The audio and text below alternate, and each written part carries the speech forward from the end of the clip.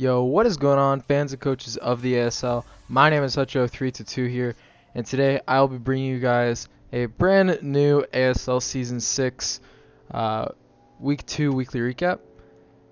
And yeah, in this video I will be, again, bringing you the weekly recap. I'm kind of rambling.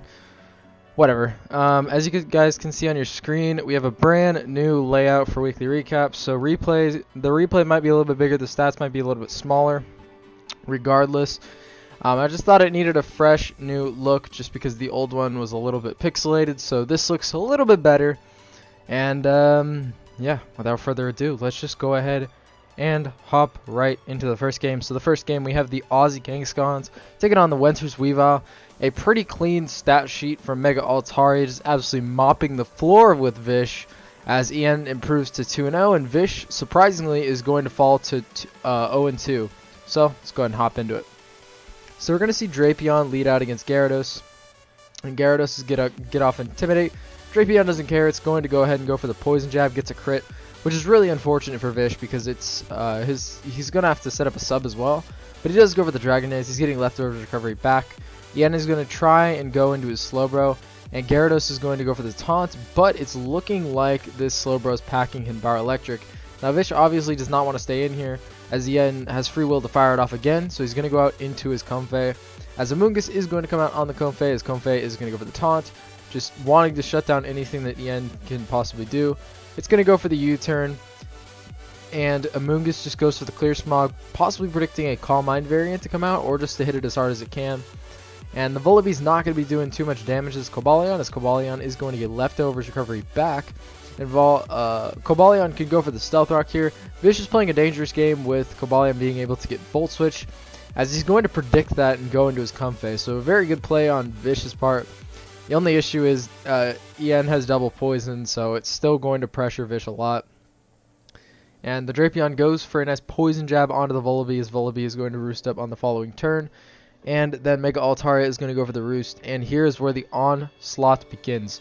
So Mega Altaria is going to set up its first Dragon Dance of the match. It is now going to go for a return to get rid of Gyarados, and it's only at +1 speed right now. It had to nullify one of the Intimidates.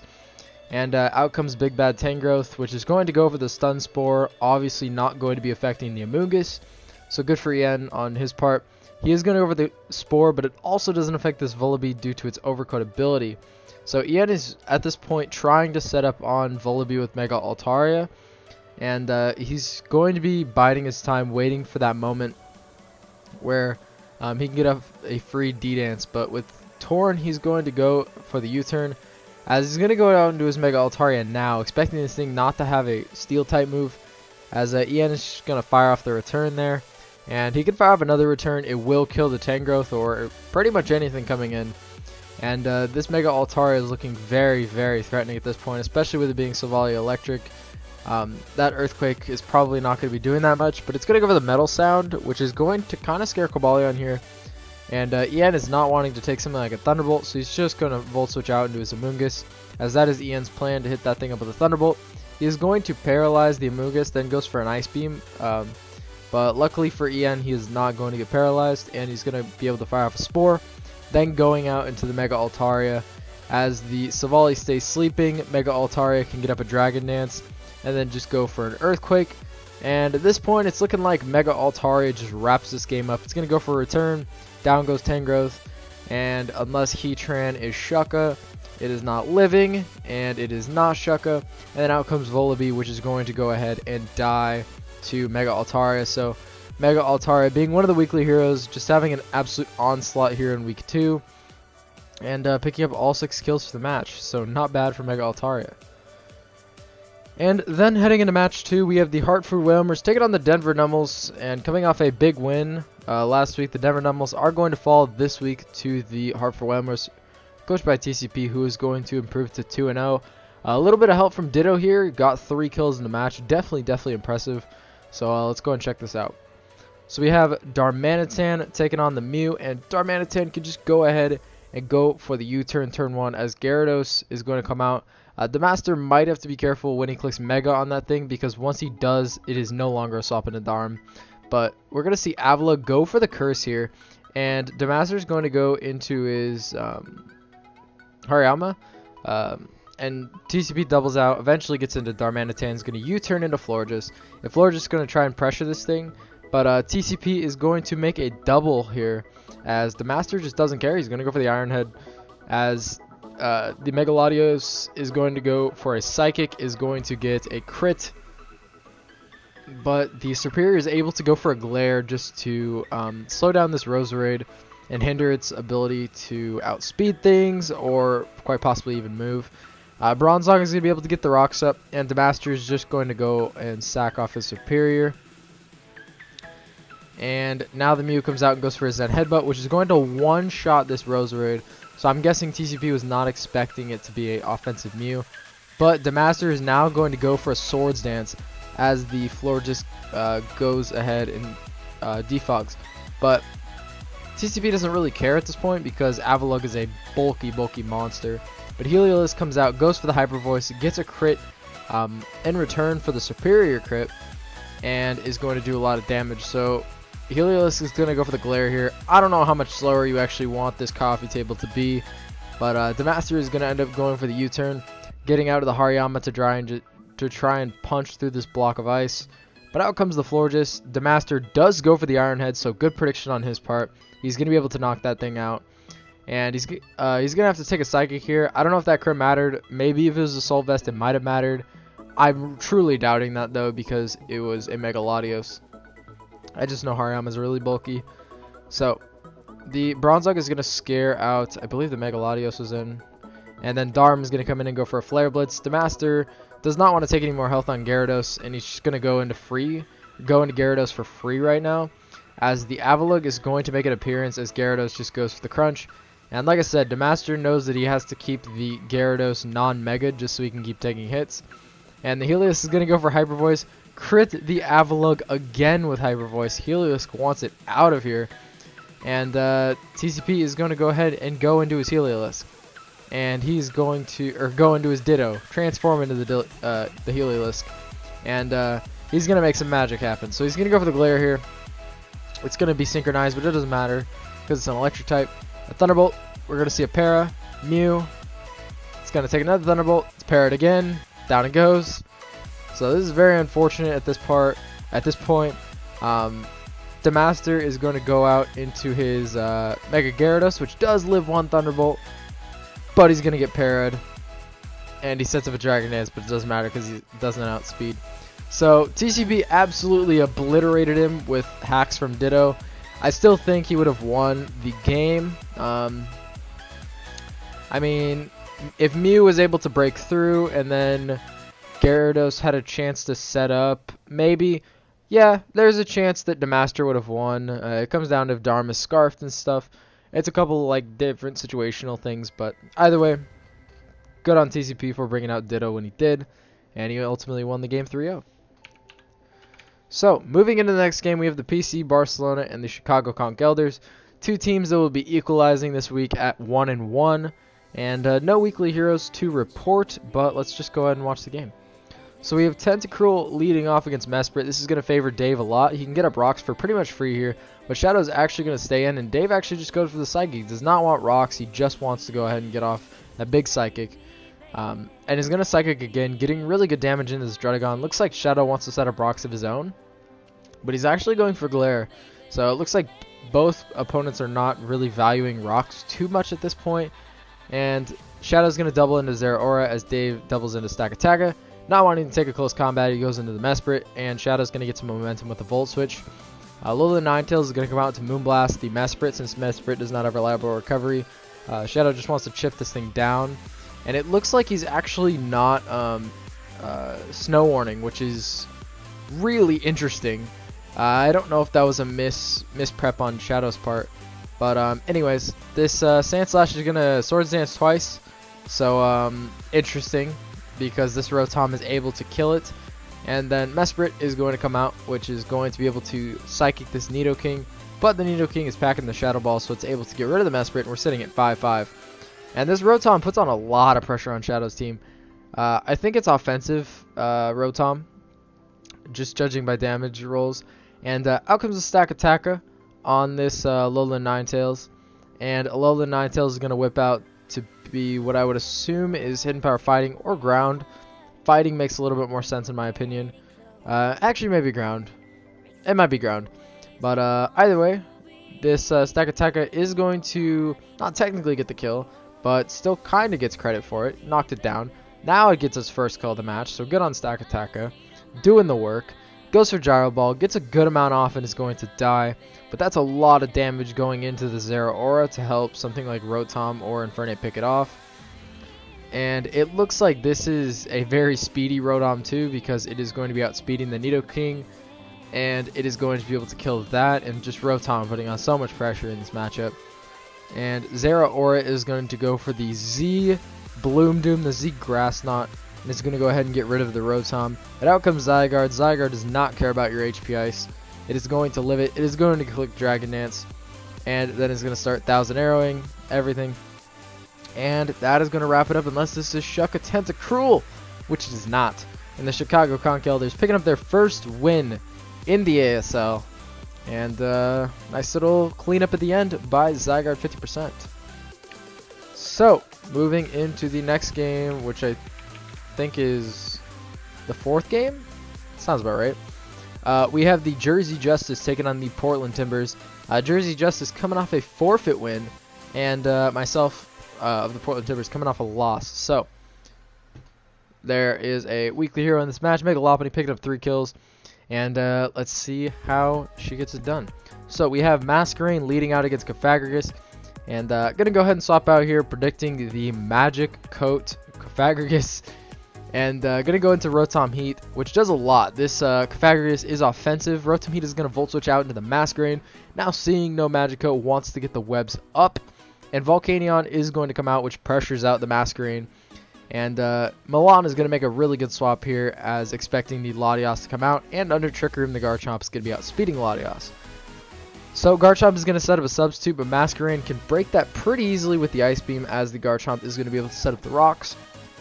And not wanting to take an Ice Beam on the following turn, Milan is going to make the very safe switch into his Volcanion, as Masquerain is now again forced out into the Latios.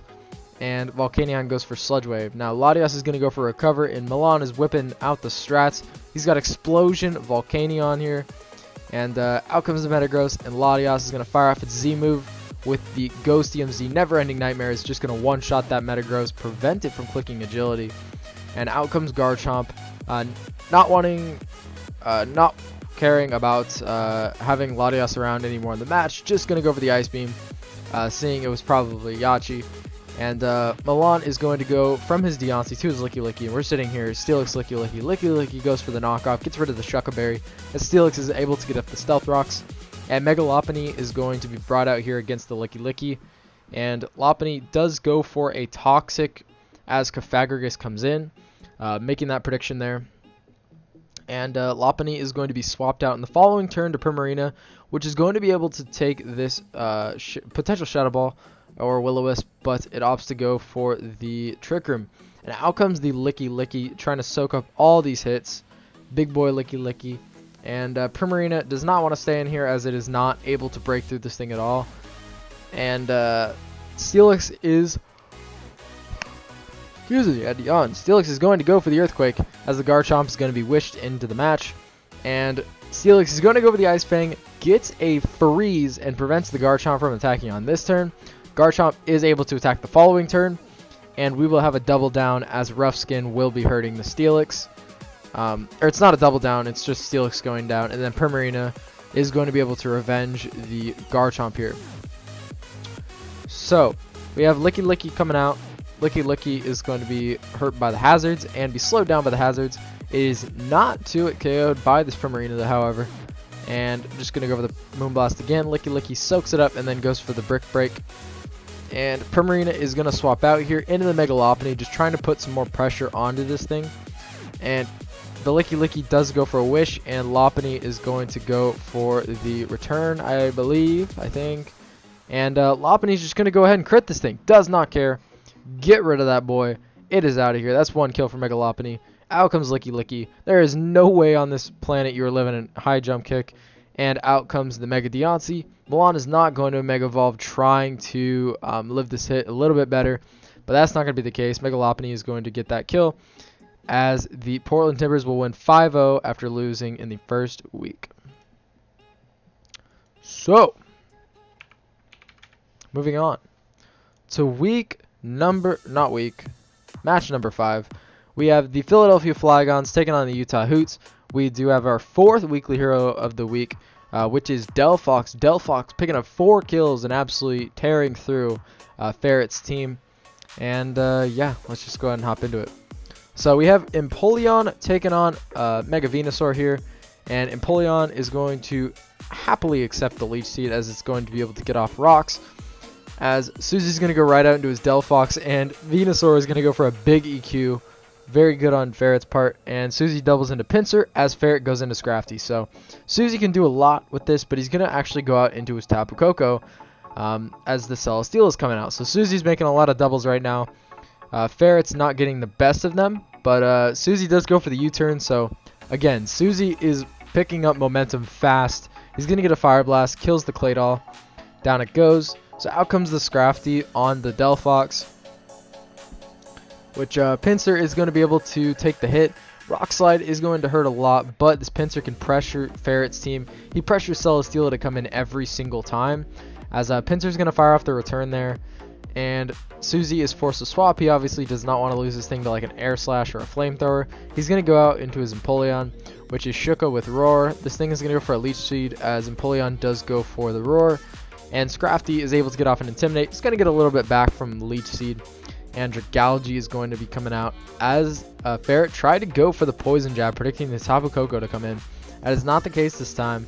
And Dragalge tried to prick the Celesteela coming in. So the two battlers right now not having too much luck in terms of predicting swaps. And Ferret is going to go into the obvious Celesteela. Susie is going to get a crit with return, but it doesn't matter because of the Leech Seed support coming through from Mega Venusaur's end. So Empoleon is going to come out, and Sally's just going to get up another Leech Seed. So this Leech Seed team is really annoying for Susie to deal with. And Empoleon is going to go for the Roar, get it out into the Scrafty. He's going to eat up his Shucka Berry in the process. And Susie's just going to let his Empoleon go down. It's done its job. And Ferret is going to knock this thing out with a knockoff. This does allow Mega Pinsir to come out though. And it wants a kill. It is going to be so narrowly denied that the 2 KO is just not there. The Mamoswine is going to come out on the Celesteela. It's going to try and drop an Icicle Crash right now. But Ferret is going to now swap out into his Scrafty, which is a very good answer to Mamoswine at that. It still takes 45%, so you know how good of an answer to Mamo can you be. And the Mamoswine is going to go for an Icicle Crash again, even to a Chandelure resisted. It's going to do 30%. That's big damage coming out here from Mamo. Susie wants to save his big bad Mamoswine, and he's going to go into his Dragalge. Chandelure is going to set up a sub and then goes for a Shadow Ball, which does nothing to this Dragalge.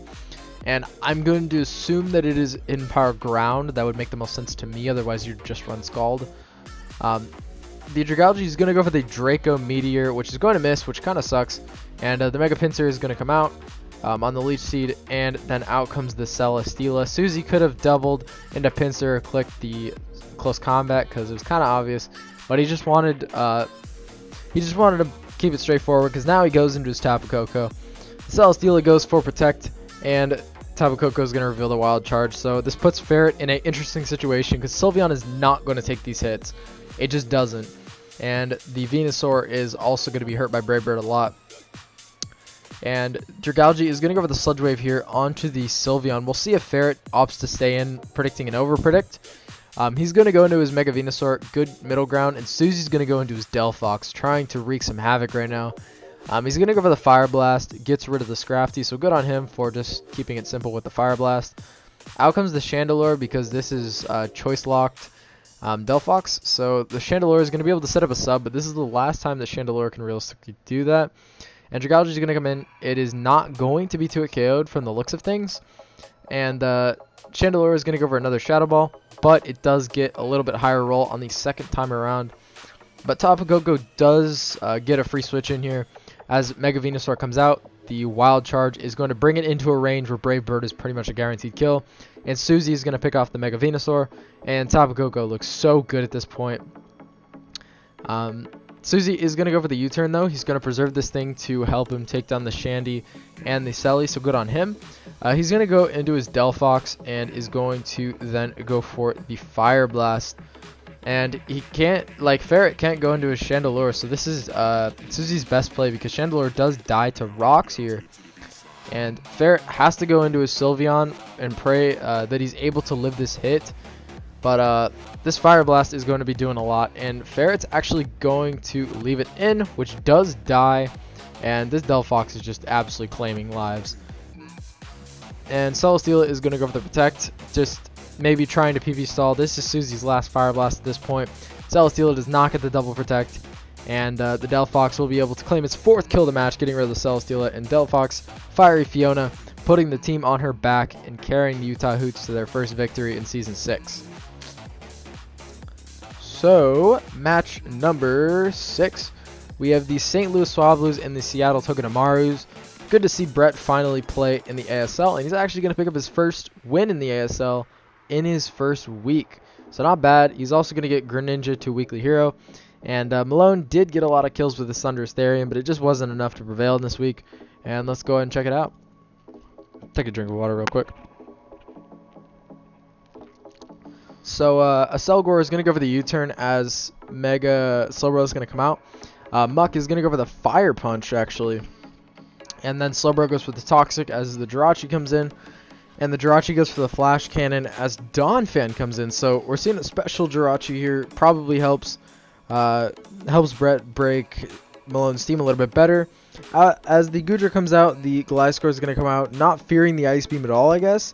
He's going to stay in, but he does have Yachi Berry, so not bad. And now that Malone sees that the Yachi Berry is burned, he's going to go into his Thunderous.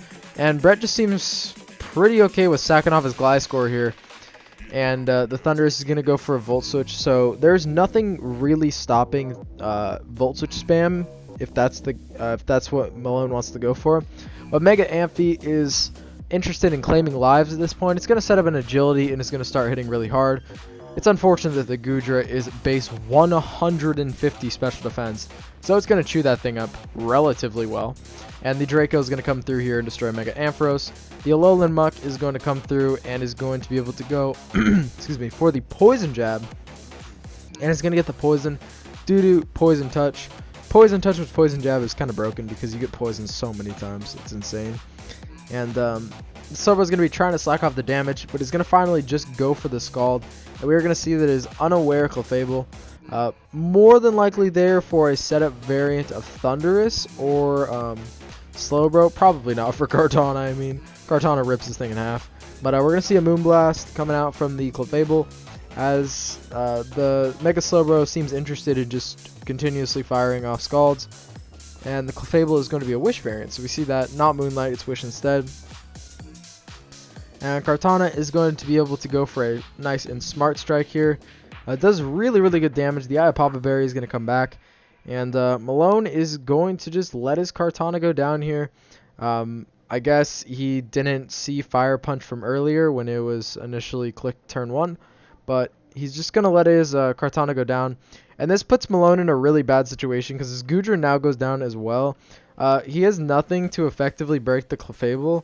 So that proves to be a really big issue for him. As Thunderous is getting kills, this Greninja just gets to come out. And we do see Scarf Gren at this point. So Greninja does win under every circumstance. It will be able to claim 3 kills to end off the game. So it's just a matter of getting to that point. Clefable is going to be in here as Thunderous is going to fire off its Acid Downpour, which does kill the Clefable. But at this point, Gren can just come out and click Dark Pulse a bunch of times. I don't really know why Brett went into his Jirachi. I don't see the value of going into Jirachi because Gren just wins anyways, but I guess this works too. Gren is just going to be able to fire off the Dark Pulse, and Slowbro goes for the Slack Off. That is not going to help my friend. That does a nice and comfortable 90% to you. And out comes the Thunder. It's going to be sitting at 2%, and Dark Pulse is just going to clean it up. Like I said, it was Scarfed. So that is going to be the game. So congrats to Brett for getting your first win in the ASL, and first game as well. So not that bad, not bad. 1-0 right now. Keep it up. So for the last game that I have for you guys this week, did I actually exit out the wrong game? I'm incompetent. I'm incompetent. I exited out the wrong game. Bear with me while I find the replay for TJ versus AZ. Absolutely bear with me. Come on. Come on, dude. There we go. There we go. Now that I've rectified that mistake. So here we have the Slow Bohemians against the Houston Hoopas. And again, we've used all the weekly hero slots that we have for the week, so no more in this match. But yeah, we are going to see a 4-0 victory coming out from the previous champion TJ, as he is making a nice run right now to try and defend his crown, and we'll see how well he can do that throughout the rest of the season. But puts a lot of pressure on in this game with Uxie, so let's go and see how it goes down. So we have Garbodor against Scyther, and Scyther's going to go right out into Toxapex. Does not want to take something like a Gunk Shot, and Toxapex can really eat up everything and just go for a Scald, which is going to do nothing to cure him. And Kyurem is probably going to set up a sub here if I had to guess. Yep, it's going to set up a sub, and the Toxapex is going to set up Toxic Spikes. So it's just going to go for a really free Earth Power. Toxapex cannot break this sub for about 4 Scalds, so it's pretty free right now. That's the thing that I do hate about Toxapex, is how free it is to set up subs against it. Kyurem just gets to keep going for Earth Powers. I mean, we just saw pretty much a min roll to a max roll right there. And the Toxapex is now forced out, and the Kyurem goes for the Roost now. And it's going to be able to get to claim a kill onto this Scyther right here. It does outspeed. It does show that it is a little bit slower, so we don't actually see a kill come out. But it is going to be weakened heavily when Mega Metacham is hitting the field. And when Mega Metacham hits the field, big things happen. So we're going to see the Thunder Punch come out, which actually does nothing. This is a fully physically defensive Uxie, as it should be. Mega Metacham is an absolute monster. So the Ferrothorn is going to come out here. It takes the Psychic extremely well. And Garbodor comes out, is going to be able to remove those Toxic Spikes from TJ's side of the field. And he's going to be Leech Seeded on his Garbodor from this Ferrothorn. And Autono is going to come out and go for the Spikes. Or it is going to receive Spikes on its side. So Ferrothorn is going to soak up the Flamethrower, kind of, if you want to say that.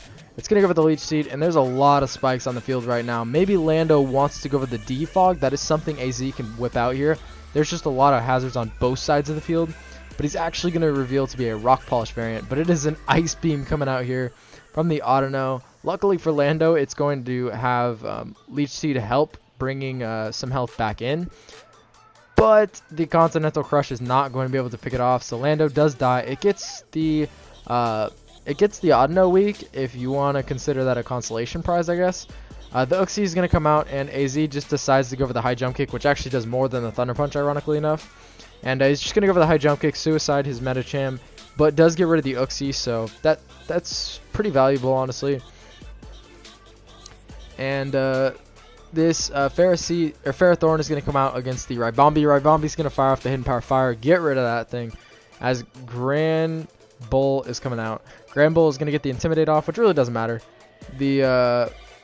Whatchamacallit, Ribombee is going to Moonblast, but is going to take a Play Rough in return, which is no bueno for that thing. And Grand Bull is going to die to this Ice Beam, however. So this Kyurem pretty much wins because the Scyther dies to rocks and the Toxapex also dies to rocks. So TJ is going to be able to win the game with a nice 4-0 victory. So good on him for winning that game. And that is going to be the week, guys. Thank you guys all for watching, and I hope you guys like the new layout. And yeah, again, thank you guys all for watching, and I'll see you guys in the next one. And next video on the channel should be on Friday. We got top plays with TCP, so be on the lookout for that. Follow us on Twitter. Do all that stuff. Thank you guys for watching. Goodbye.